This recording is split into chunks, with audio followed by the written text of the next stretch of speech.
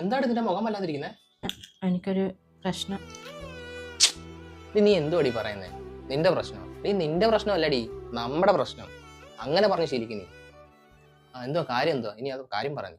അത് പിന്നെ നമ്മൾ ഒരാളെ കൊന്നു.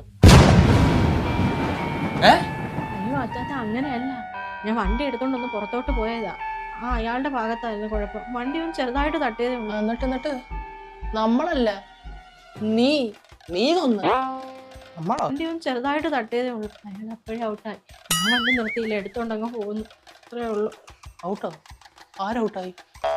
ഞാനറിയാതെ നീ വണ്ടി എടുത്തോണ്ട് പോയിട്ടേ അത് ഓടിക്കാൻ അറിയാൻ വയ്യ, നീ ഒരുത്തിനെ കൊന്നിട്ട് വന്നിട്ടേ നമ്മൾ ഒരാളെ കൊന്നോ? പോലീസ് വരുമ്പോ ഇവിടെ ഇറങ്ങടി ഇവിടുന്ന്.